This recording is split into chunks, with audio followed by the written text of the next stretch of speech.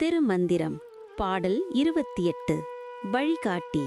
இணங்கி நின்றான் எங்கும் ஆகி நின்றானும், பிணங்கி நின்றான் பின்முன் ஆகி நின்றானும், உணங்கி நின்றான் அமராபதிநாதன், வணங்கி நிற்பார்க்கே வழித்துணையாமே. வரி 1. இணங்கி நின்றான் எங்கும் ஆகி நின்றானும்.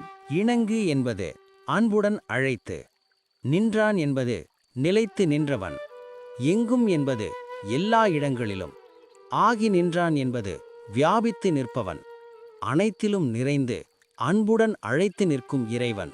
வரி 2.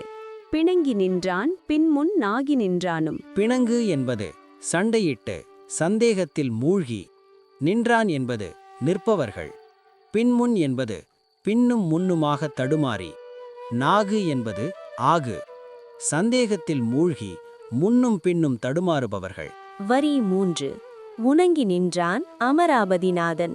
உணங்கு என்பது உலர்ந்து வாடி, நின்றான் என்பது நிற்கின்றனர், அமராவதி என்பது தேவலோகம் விண்ணுலகம், நாதன் என்பது இறைவன், சந்தேகத்தில் மூழ்கியவர்கள் ஆன்மீக வேரோடு உலர்ந்து நிற்கின்றனர்.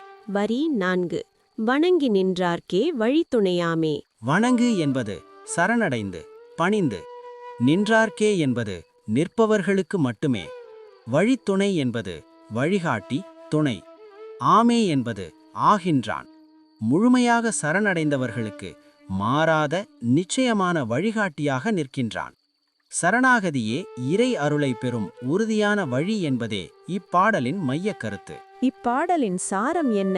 இறைவன் அன்புடன் அழைத்து எங்கும் நிறைந்து நிற்கின்றான். ஆனால் சந்தேகத்தில் மூழ்கி முன்னும் பின்னும் தடுமாறுபவர்கள் ஆன்மீக வேரோடு உலர்ந்து நிற்கின்றனர். முழுமையாக சரணடைந்தவர்களுக்கு மட்டுமே இறைவன் மாறாத நிச்சயமான வழிகாட்டியாக நிற்கின்றான்.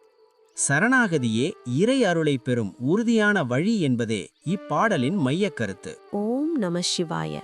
இந்த பயணத்தை ஆசிர்வதியுங்கள், பகிருங்கள், விருப்பம் தெரிவியுங்கள், பதிவு செய்யுங்கள், ஒலிபரப்புங்கள். திருச்சிற்றம்பலம். ஓம் நம சிவாய.